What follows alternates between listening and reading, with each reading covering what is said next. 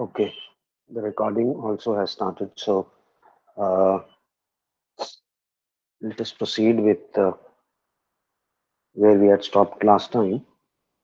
And equally importantly, I would say uh, we have to work out something as far as our assignment is concerned. Um, I have something in plan. Let me present the screen first. Okay, what I'll do is I'll write up here that as far as assignment for SEM 2 is concerned, I want you all to uh, make a short assignment. Let us say this is an A4 page. You have the syllabus with you. Now, I want you all to go through the syllabus, select a topic from the syllabus.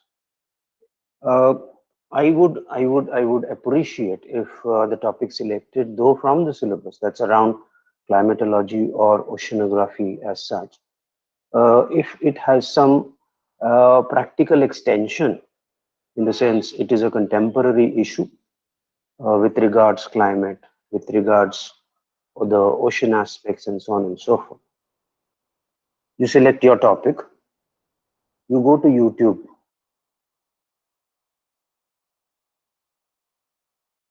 okay? You hunt for information and clips on your topic.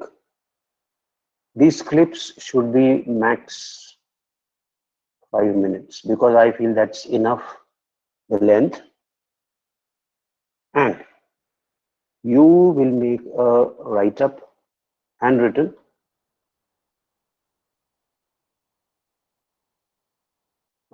which should be about 100 words,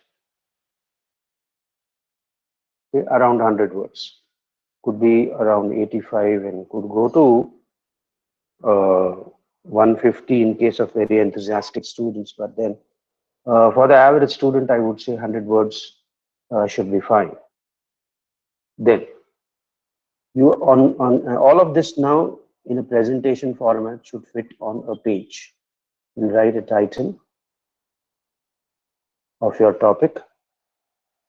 Okay, you will copy the URL of the YouTube here, and you will write your observation, as I've said, 100 words beneath. Towards the end, you can write your name, division, and number. And I don't think anything else should be required as such. This single sheet is going to be evaluated for 5 marks. Okay, so assignment for the second semester is going to be based on your syllabus. From your syllabus, you choose anything of your interest. Go to YouTube, go to the net, in fact, first look for interesting facts and figures about that particular aspect. Then go to the YouTube, see whether you have a clip around maximum 5 minutes, and then you're going to have put up a handwritten write-up about around 100 words in that.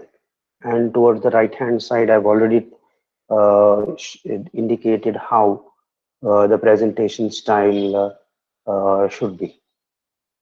Anybody has any observations, additions to this? Please unmute yourself, and if you have any questions for me, you can unmute yourself and ask before I start before I go back to the syllabus aspect as such. Yeah, anybody? No issues?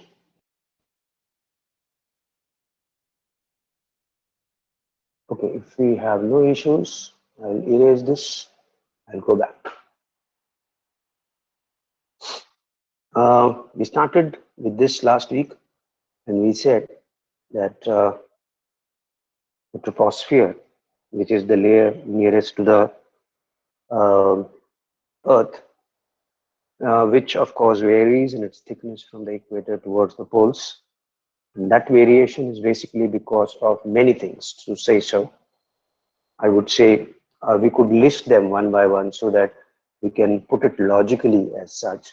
So the first one is the orbit of the Earth. The orbit of the Earth, in the sense it's elliptical, and we spoke about the perihelion and the aphelion. Not that they play a very dominant role of changing in variations as such, basically because more nearer to the surface, you have other dominating factors. But the fact that it will contribute somewhere is makes us the reason that we should be taking it up. The orbit, the aphelion, perihelion. Okay, I would say the next one is the tilt in the axis. This is very important. The tilt in the axis, yes, it is what we have seen last time, 23.5 degrees. And the geometry of that we have seen, or rather we can see here in the diagram in front of you, how while at this axis, the Earth keeps on going around the sun, the perpendicularity of the sun's rays is going to vary from latitude to latitude. Having said this, the maximum limit to which the perpendicularity of the sun's rays reaches is the Tropic of Cancer and Tropic of Capricorn. The very reason they are called the same is because of that. The geometry does not allow the perpendicularity go beyond those points. As said, we spoke about the geography of 66.5 degrees north and south also, and that brings about how the energy from the sun, which comes to us in a parallel way, tends to distribute itself on the surface of the Earth. While near the equator, the same amount of energy traveling through two rays could could dissipate on the same amount of say horizontal distance on the surface as well. But as you go away from the from the equator, you'll see that the rays start slanting, still being parallel to each other.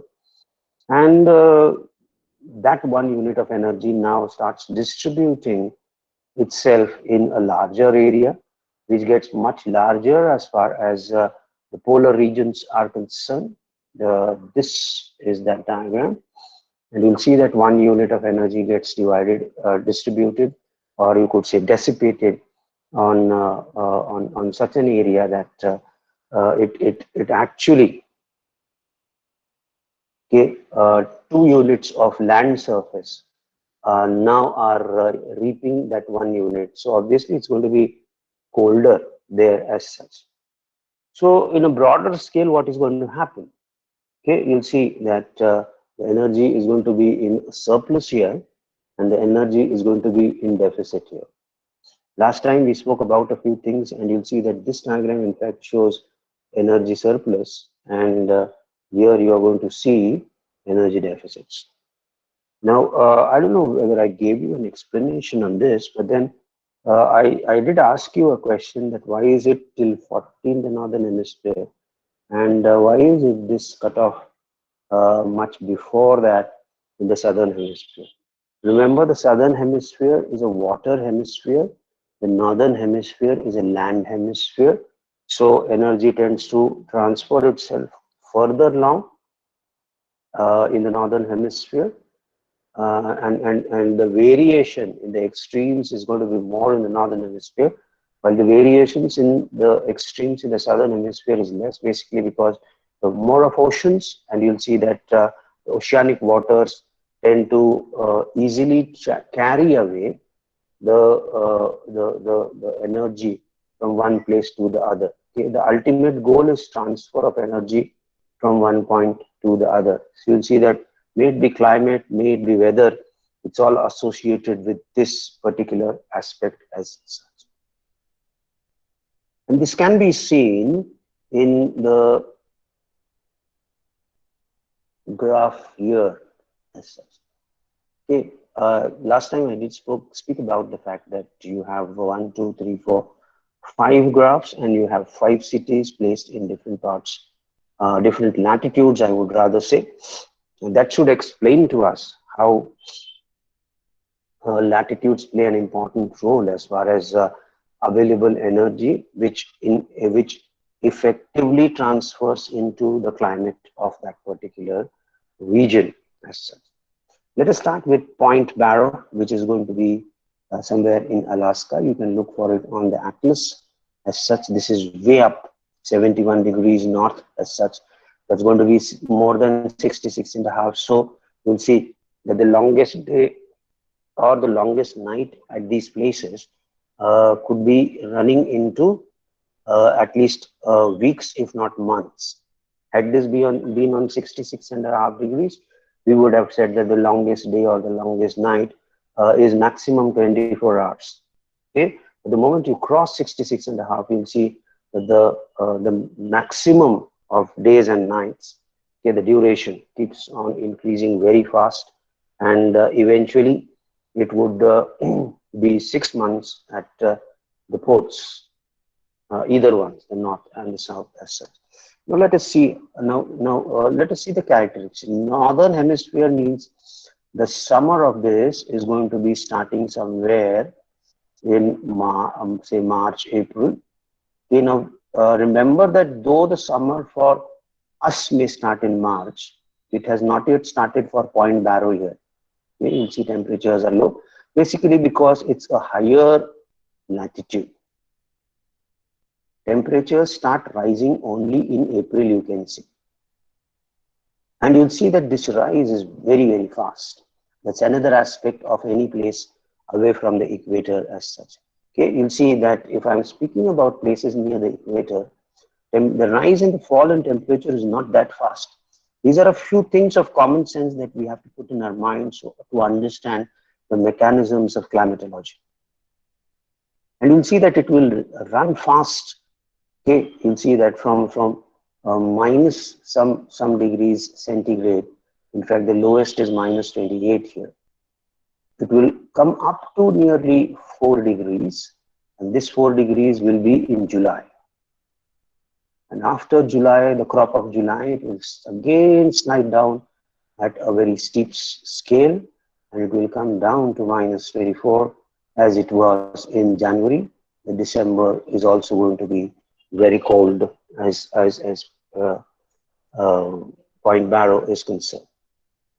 Above this, let us come to latitude 50 degrees north, Winnipeg, which is Manitoba. This, I suppose, yeah, this again is going to be in Canada, because 49th degree parallel is the boundary between US and Canada. So if this is 50 degrees, this has to be in Canada as well. Now, you see that because it is a higher latitude, what difference? Okay, we'll compare these and let us see how we understand these things as such.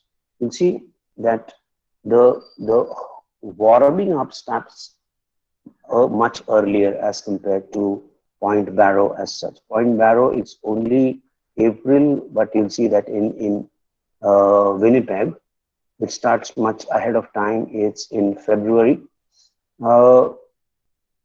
I would say that the curve is more or less parallel to that, the earlier one, but you'll see that the peak is steeper.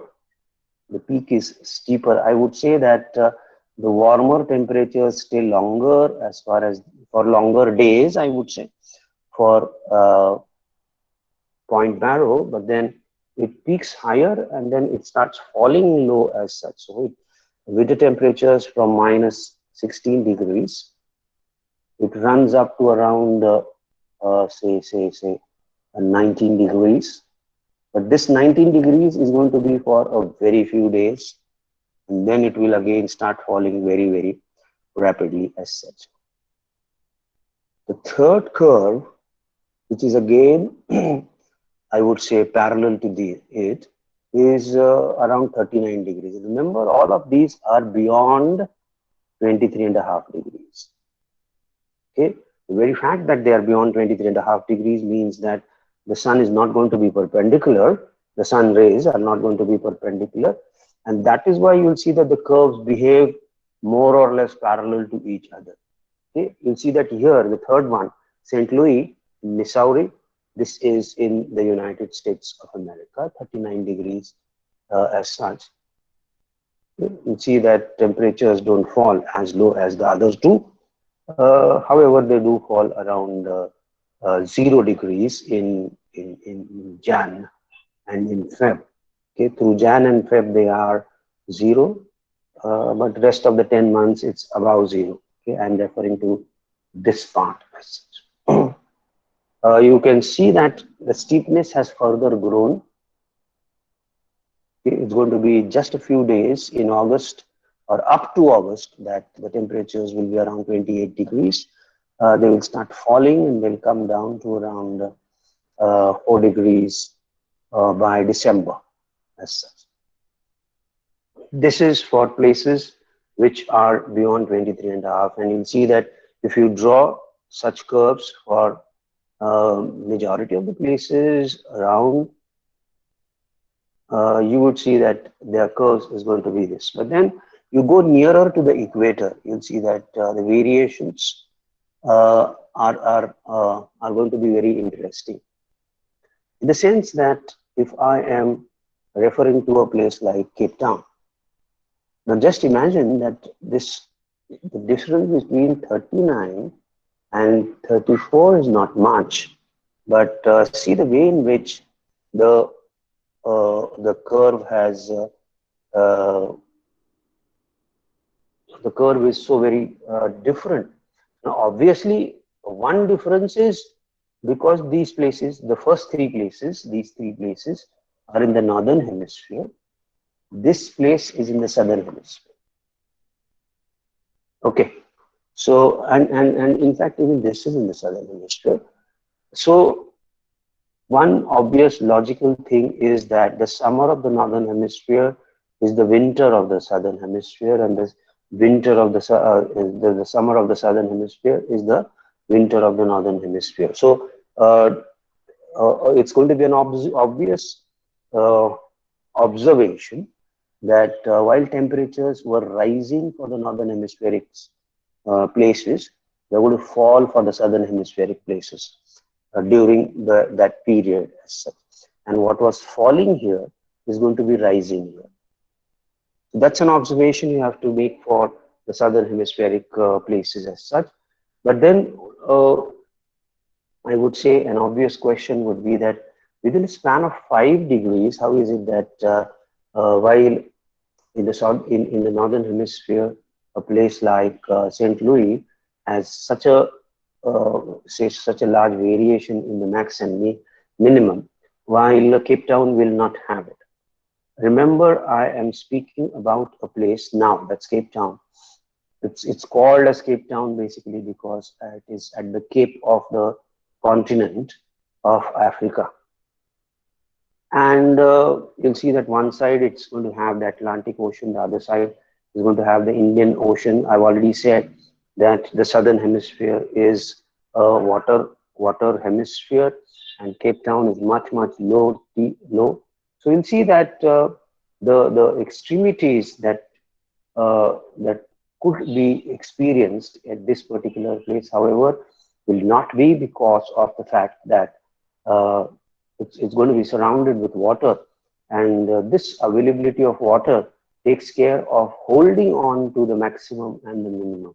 So you'll see that the max and mean of Cape Town, just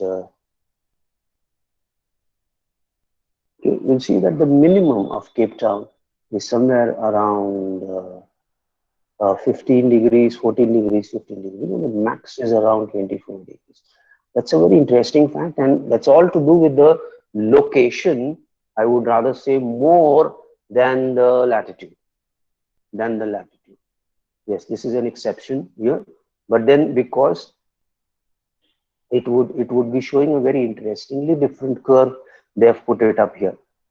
Then, as you come towards the equator, you'll see that the variabilities in the max and the mean is very, very less.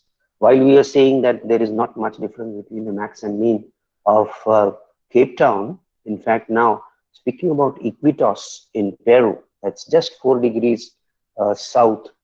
Okay, you will see that the variations are not hardly anything in the sense. You'll see that they just cross either side of 24 degrees only. It not even reaches 28 on the higher side, and it not even reaches 20 on the lower side as such. It's all around 24. I would rather say it would be between 23 and 25 only. So straight is the line showing the temperatures of Iquitos, which is in Peru as such.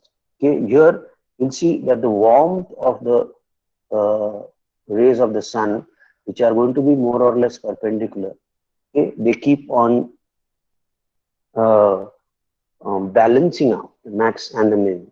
Let me tell you, there is a very important observation to be made here as well. Now, since at the equator we know that the sun's rays are more or less perpendicular as such. So obviously, if the insolation is going to be more, then there needs to be an energy surplus, because of which possibly, okay, the temperature should have been higher. The temperature should have been higher in the sense that the curve should have been like this, if not otherwise as such. But let me tell you that when you're speaking about places along the equator, all along the equator, though the sun's rays are perpendicular for a major part of the year, these places do not rank amongst the places having maximum uh, temperatures, for the reason that you must have studied this earlier also, and I've spoken about this earlier, but let me repeat it here, that these places have a rainfall for major part of the year, and it is the rain that controls the temperature. Now, how it controls, we will be seeing the mechanism in some parts of the work that we have to still complete as a part of our syllabus.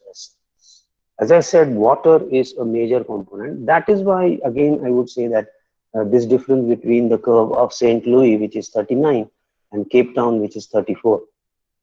Okay, it's as I said, that Cape Town is surrounded by water, oceanic waters on 3 sides. It controls the temperature, and that's why the curve is not that extreme. Similarly, the rainfall around Iquitos is such that it would be straightening up that curve, uh, uh, that yearly thermal curve, I would say. So these are a few things that we have to keep in mind when we go into further aspects as such. Okay, tilt in the axis is second. Then, if you are thinking along with me, the latitude of a particular location is the third thing. The fourth thing is distance from water or from oceans, I would say, is something that is again going to affect the thermal graph of a particular region, and there could be many micro things. As when we are speaking about this energy, okay, we measure this energy and the unit is called as temperature. Temperature is a measure of average kinetic energy of the atoms and molecules in a substance. The substance gains energy. You have done this, okay? So you are science students, and I'll just run through it fast. Its particles move faster and its temperature rises. By contrast, when the energy is lost, the atoms of the molecules vibrate slowly and the temperature as a consequence drops.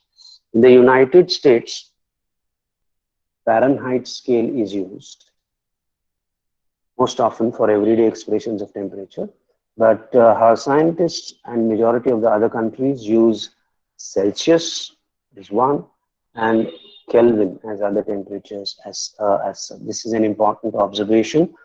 I don't know how many of you all have gone into the details of what exactly is the relationship, comparative relationship between Fahrenheit, Celsius, and Kelvin. As such, we are going to go into the details of that in just a moment of time. We define heat as energy transferred into or out of an object because of temperature differences between that object and of its surroundings. Right. So, meteorologists further subdivide heat into the categories of latent heat and sensible heat. Now, latent heat is the heat involved when water changes from one state to the other. Now, what exactly does that mean? The energy absorbed by the escaping water molecules is termed as latent heat because it does not result in any temperature increase. I'll come to explain this just a moment. Give me some time. The latent heat stored in water vapor is eventually released in the atmosphere during condensation when the water vapor returns to the liquid state during cloud formation. Therefore, latent heat is responsible for transporting considerable amount of energy from the Earth's land sea surface to the atmosphere. You'll see that latent heat is very responsible for transfer of energy from one region to the other. By contrast, sensible heat is the heat that we can feel and measure with a thermometer. It's called as sensible heat because it can be sensed. As I said, and if you remember in an earlier example also, I had said that you take a thermometer and you want to measure the temperature of your body, you put it in your armpit and you close your armpit. You just can't place it on the surface of your body and it will not immediately show you the temperature as such. Okay. Nowadays, you have these calibrated apps in your watches, in your mobiles that you just pointed towards that. But let me tell you, all of this is calibration rather than actual thing as such. Okay, you see that taking a thermometer and then placing it in the armpit or placing it beneath your tongue and then holding it tight for some time. Okay, we need to hold it tight. The doctor says or the nurse says that please hold it tight. It's basically, they say it's hold it tight basically because you have to sense, the thermometer has to sense the temperature of your body as such. And then they say that, okay, it's a mild temperature. It's around 100 and you can just take these tablets and you'll be okay by tomorrow. That's sensible heat. What is latent heat? Now you'll see that while bringing up the temperature of water, as you can see here, what we are doing is that we are supplying it with energy from beneath. This energy travels in different direction in the form of radiations. I presume we have an explanation to that to come by. Yes, we have it. And this energy comes in contact with this vessel and the material in the vessel also. And it is the material making of the vessel and the liquid in the vessel, wherein this energy gets transferred in two forms, that's conduction and convection. Before that, let me tell you what is latent heat. It so happens, let us imagine a very hot summer day. It so happens that because of some issue, we have a full glass of water, and it's all full to the brim as such. And when you fetch it up to drink the water from that particular glass as such, some water spills over to the table. And let us say that we are not careful enough to wipe off the surface. But the water doesn't stay there for long, isn't it? On a summer day particularly, you see that within no time, that small pool of water, it dries up, it evaporates. Now what has happened to that? Okay, you have not put a supply of energy to that water so that it evaporates as such. How does that evaporate? That is what all latent heat is all about. That's a very interesting aspect, and you'll see that the transfer of energy that we are speaking about from surplus areas to the deficit areas of this particular planet is all around these three things: latent heat and the transfer of latent heat through convection, conduction, and so on and so forth. Conduction, of course, is not much into consideration.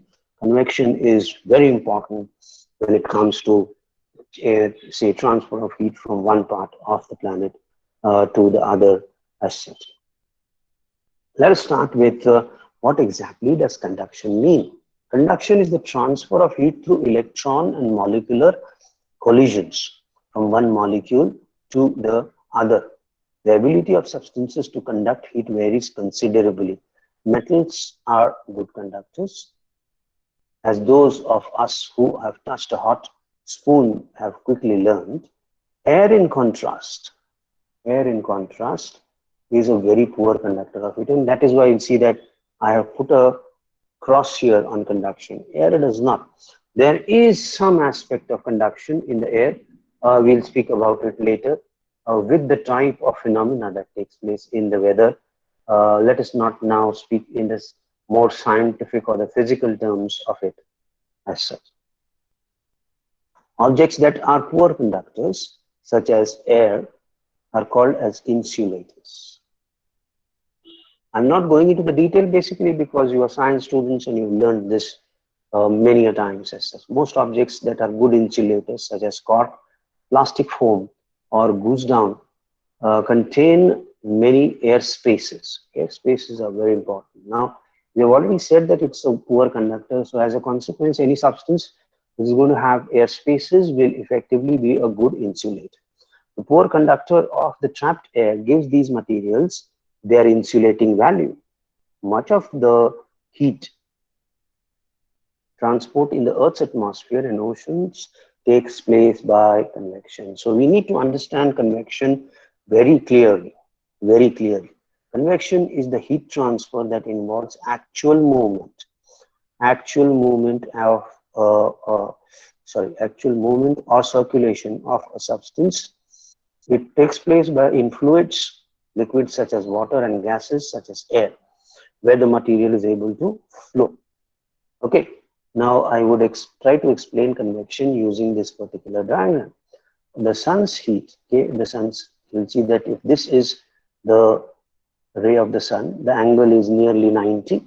What it is going to do is it's going to heat up the air here, and once the air is heated as such, what happens is we have seen earlier that the air molecules, they start vibrating, the temperature rises. Once the temperature rises, the density decreases, and the density decreases, and as a consequence, the air starts rising up from the surface as such.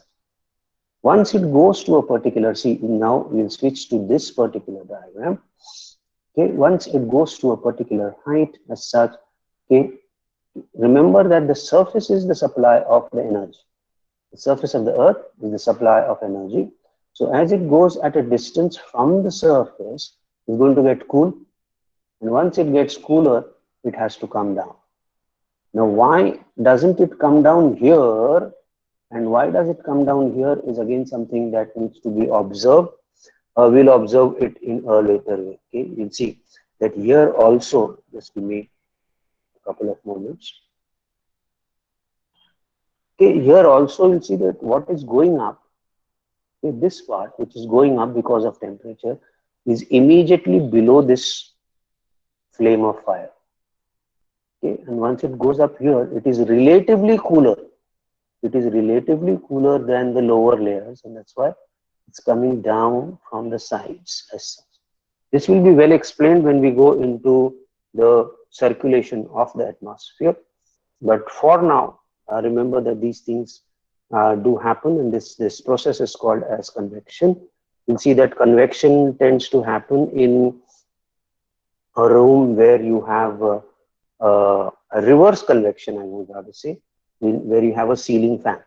Okay, you'll see that when you stand below the ceiling fan, you feel cooler. While you go away from the ceiling fan, you feel warmer as such. Okay, that's basically because of the fact that, let me try and display what actually happens. Okay, you'll see that this is a room, let us say, this is the top of it, and we have this ceiling fan which is rotating and giving a lot of air. Okay, so you'll see that it is pushing down a lot of cool air, and that's why when you are standing here, you'll feel cool, but when you stand here, you'll not feel that much cool. What happens is it's pushed up here, the warm air goes up sideways. Okay, so this cell that develops, okay, air coming down here, that's cool air, and air going up here, warm, and then it's replacing this. So this cell is completed, okay, and this is called as a convective cell. Now remember that if I'm going to have two fans in a particular room, then this will change. Okay, three fans will make it much different. Four fans will make it much different. But let us not go into all those details as such. Um, just a moment. Have we missed out on something? Yeah, we have. The third mechanism of heat transfer is called as radiation. Unlike conduction and convection, both of them require uh, mediums. Okay, mediums. Okay, radiation does not require medium and can travel through vacuums, and that's how the energy from the sun reaches the surface of the earth. The sun is the ultimate source of energy and drives the weather machine. This is a very important statement. I would rather say that every climatologist, every student should keep in mind that the sun is the ultimate source of energy and it drives the weather machine. We know that the sun emits light and heat energy as well as the rays that darken our skin pigmentation. Although these forms of energy constitute a major portion of the total energy that radiates from the sun, they are only a part of a large array of energy called as radiation or electromagnetic radiation. And we have seen what the electromagnetic spectrum is made up of.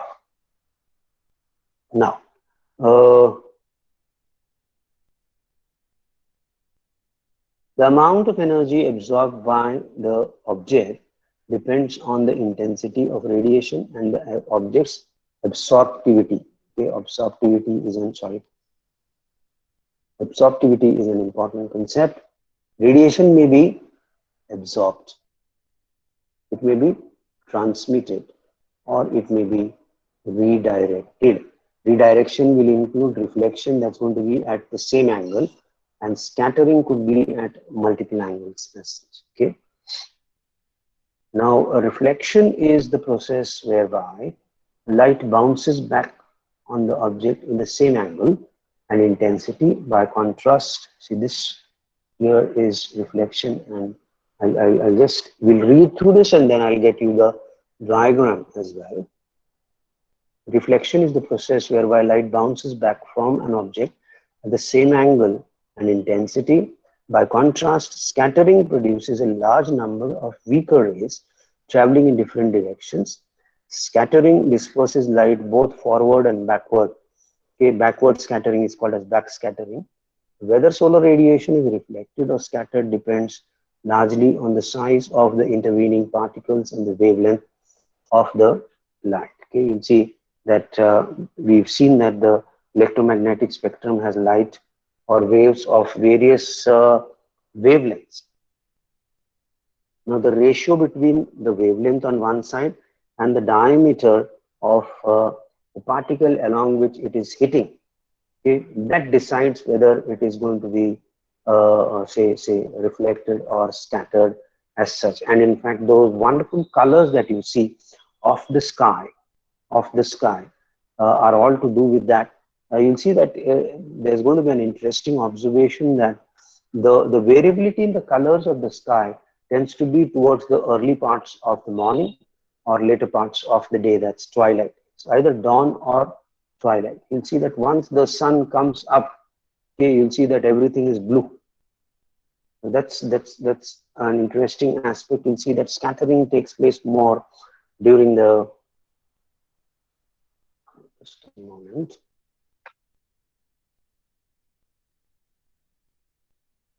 Okay, this is reflection and scattering for you. Okay, same angle. Okay, this is the, sorry, I can't use my stylus now.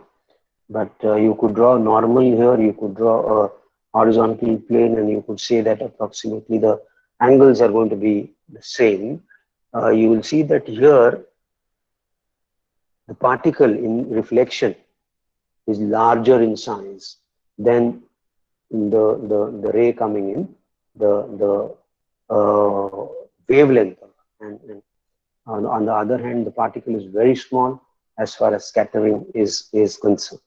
Okay, so something is going to properly block the wave that is coming in, okay, would reflect, and in scattering, the particle size in comparison to the wavelength is so small that the wavelength tends to get scattered all over, and that leads to a variety of colors in the air, so to say.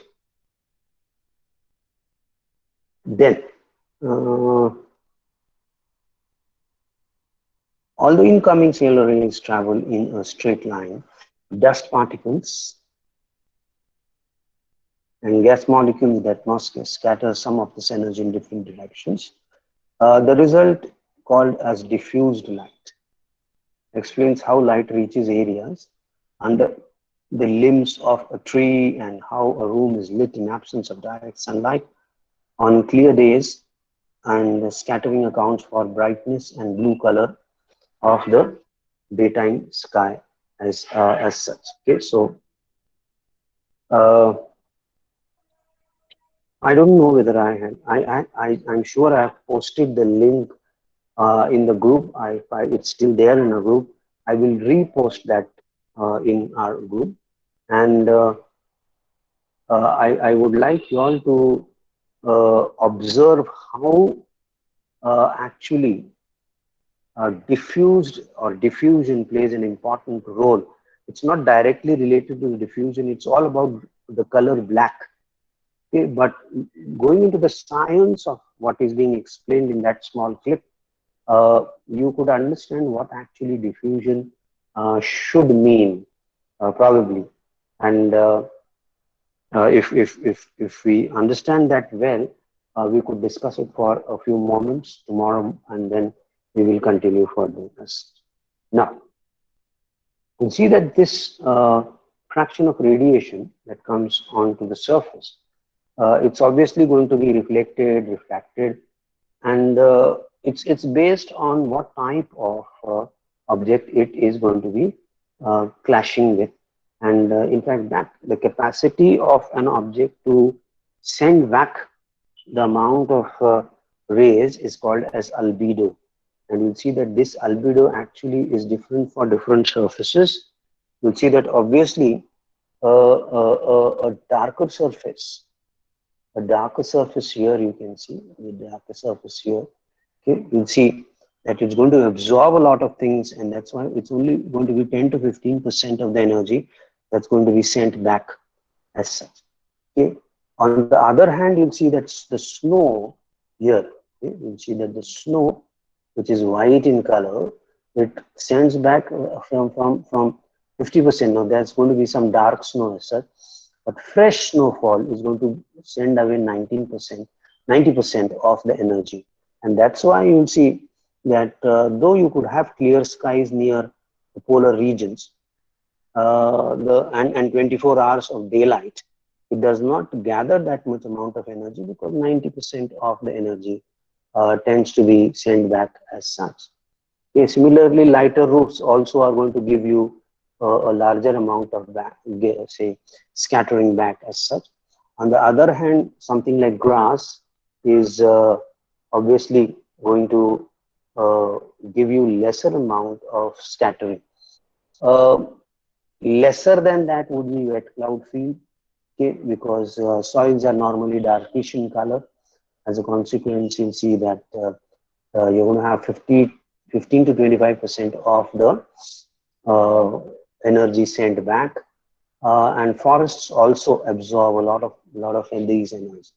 So the albedo is going to be high for lighter colors, and it's going to be dark for lower colors as such. I'm coming to water because I need to speak about it a bit separately as such. Before that, as far as uh, clouds are concerned, you'll see that thinner clouds are going to allow lesser amount of albedo, but thicker clouds, particularly the whitish clouds, they would allow a larger amount of albedo. Now, water is an interesting response as far as albedo is concerned. We have to consider the angle that water makes to the incoming radiations, because you see that if it is going to be at an angle early morning, late evenings, you'll see that if you have been to watch a sunrise or a sunset, you'll see that at a particular moment, you'll see that the water starts gleaming into a golden color. That is actually albedo, that majority of the radiation is being reflected back. But the same water, the same place you visit the next day at 11 o'clock morning, 12 o'clock, 1, 2, you see that it does not show all that. That's basically because majority of the radiation is being absorbed into the water as such. So that's an interesting aspect of water. And besides that, it's not only the angle, you'll see that calm waters, very calm waters are going to absorb albedo, or the calm waters will have lesser albedo. And as far as flushing waters is concerned, or breaking waters, that breaks into a lot of waves, etc., they are going to have a higher albedo as such. Okay, these are a few things that we would be requiring to understand as such. Then this is basically I'll introduce the concept to you, and then we'll stop for the day, basically because this would require more time. This is a diagram which is called as the heat budget diagram. Okay, now why is the heat budget so important to us?